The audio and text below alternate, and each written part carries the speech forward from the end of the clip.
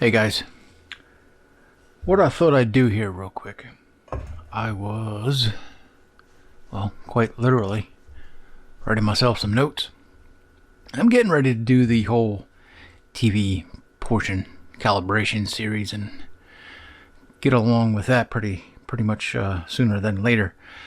Um, what what I figured I'd do here real quick because it's already in my notes. I never reviewed this television. This is what I got.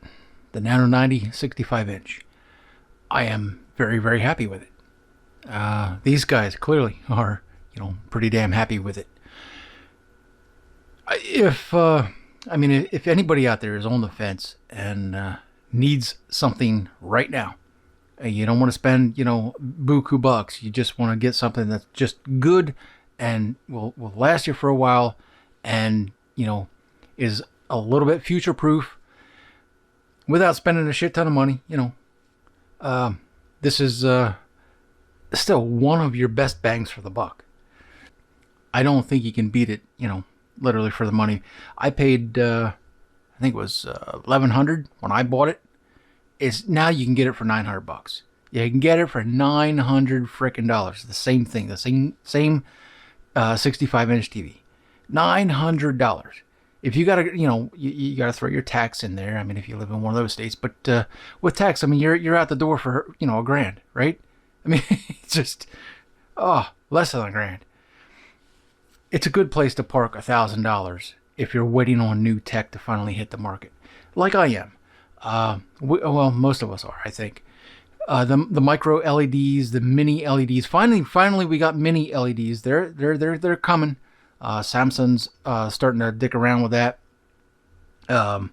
Finally, which me and Samsung, we don't get along so well. But LG is doing it. TLC, is that right? TLC, TCL. Yeah. I think they're doing it. But then we also have the second generation of the OLED. Yeah, we got the second generation of that. Now, for my specific use case and my very specific need here, I don't want to deal with screen burn-in. I'm not going to put up with that crap. That's going to piss me right off. As you can clearly see, my picture ain't moving. So the longer that thing stays there, the more it's going to burn the living hell out of an organic LED, an OLED. Now, I don't want that because, well, I'm only doing computer stuff here. So naturally, I'm going to stick with the LCD panels. This is perhaps not the best panel for color rendition and or contrast, but it's damn good. It is damn good. And I'm not the only one that says it. You can see what the ratings.com people are saying about it. Yeah, I think I'd put it right there. I might give it a 7.8. I think for me personally, I'd give her a little more. Now, just to kind of cement what I'm talking about here, let me find my remote. This thing is always on. It's always on. I never shut it off. I think maybe in the let's see, when did I get this? I got this July of 2020. Yeah, July of 2020. And the date right now is 2/12/2021. I've had this thing for a little while, but just to show and tell, I mean, I'm not making this up. I mean, the thing never shuts off. It just runs. I sleep with it on. I live with it on. It's always on. There's always something going on. It's my computer monitor. It's our entertainment center. It's all that jazz. Let's see if I can remember how to get there. Somewhere, I think it's down here. Somewhere about there. And look at that. Total power on time. I'm not making this shit up. I probably put, I don't know, 3 years of normal usage time on in, 6-8 months? I'm telling you, I never shut the damn thing off. So, and it's still rocking and rolling. All good stuff. I like the TV. I like it a lot. But I'm getting into, I'm going to do a little show and tell on the calibration process. I have it close, but it's definitely definitely not quite there, and I'm going to show you why. I'm going to try and do an easy method, you know, a quick and dirty, quick and simple for, you know, the people with a 10-second attention span. You can get through that. I promise you, it'll be short and sweet. But for the rest of you that really want to know and really want to deal with, well, we're going to do an advanced segment on that as well. And then we're going to deep dive into the settings and the calibration process and why you do this and not do that and why you should do that and not. You know, we're really going to get into it. And it's going to be a lengthy ordeal. I'm more than sure of it. But I've looked, and for the specific equipment and programs, plural, that I'm using, I don't see nobody else out there doing it. So, yeah, I'm just gonna. Not the way that I want it done. Just to give you a heads up, I mean, Display Cal, that's one of the programs that I'm going to use. Yeah, there are people out there. Push next, push next, push next. That's all they're telling you. Okay. Well, there's a whole advanced section to that nobody covers. Nobody gets into it. I'm getting into it. So I just thought I'd give, you know, a quick and dirty review on this.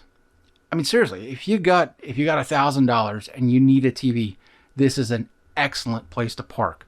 And just wait until the technology catches up and then settles down in price. You know, there's no need to spend mega bucks on this crap. I had that Samsung Q90R, paid like $2,300 frickin' dollars for that thing. Barely lasted me 6 months, and then I had to fight like hell with the manufacturer to get my money back out of that piece of shit. I'm not mad at the brand. I am mad at the company, though. I mean, that's just what it is. You can see my review on that fucking thing. Oh my God, it was a fucking nightmare. But yeah, so far so good. I'm very happy with this guy. It's rock solid. You can see how long it's been running. I don't make this shit up. But we are going to get into a calibration series. So ratings.com, you know, read all about it. They're not lying to you. What they're telling you here is exactly what I'm seeing. I think, however, the contrast is a little better than what they're giving it, but it ain't bad by no stretch. It certainly is not bad. It's not as bright as that Samsung Q90R. I mean, yeah, when you directly come from something that bright and you go to something like this, you know, it's not nearly as bright, but nor are the OLEDs. The second generation is supposed to finally hit that 1000 nits range. Well, maybe, I don't know, but I'm pretty damn sure that Samsung was doing it, or right there. It was right there at about that 1000 nit mark.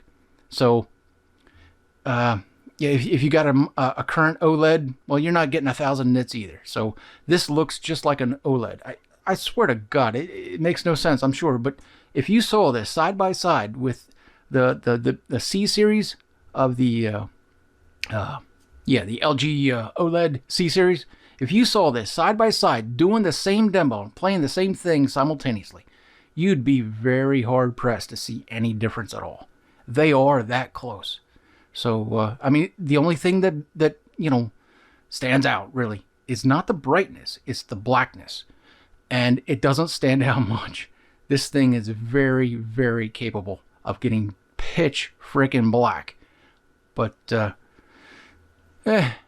you can only see it when it's literally side by side with something that is actually blacker, like an OLED. But I mean, it's so good. It's so good. At $900, which, you know, I've seen it all over the place now for $900. Man, there is nothing to argue here. You got the modern tech, you got the modern 2.1 HDMI on 2 ports. It runs at 120 hertz. I'm currently running it at 120 hertz. I know nobody freaking believes me, but I got to prove this over and over and over. It's currently running at 120 hertz. Right there, you see it. You see my 4K setting right there. 120 hertz. This TV right there. That's all it is. Dirt simple. And it's real easy to do. Been doing it for years. Actually, I'll put a link to that video. I asked this question, well, a year ago at least, and I was already running 120 hertz at that time. Everybody thinks you need this HDMI 2.1 to run at 120 hertz. And no, you don't. No, I don't. And no, I haven't. I've been doing it for 2 years now. So it's not hard. It's not difficult. It's not complicated. Anywho, I'll put a link to that. Yeah, somewhere. Right there. I'll put a link to it right there. But anyway, just to wrap this up here real quick so I don't ramble on too much further. I'm very happy with this. I don't know why you wouldn't be happy with this. For gamers, it's fast. It's wicked fast. For video viewing, watchers, TV watchers viewing, it's great. It has shit tons of features, most of which I have turned off, and I love it. I frickin' love it. So, there ain't much more to say about this. This is an excellent place to park $900. If you're on the fence about the newer tech, well, there you go. There you go. If you need one, there you go. But, hey, if what you have is already working, stick it out for another couple of years. That's what I would do. That's what I would recommend. That's what I am recommending. In another 2 years, everybody's going to have the mini and or the micro LEDs, and then prices are going to drop. So, yeah, this is a great TV. The LG NANO90 series. It's an awesome buy, especially at $900 frickin' dollars for a 65-inch. Oh yeah, it's good stuff right there. All right, next thing we're gonna do, I'm gonna get into the whole calibration thing, and hey, we'll talk more then.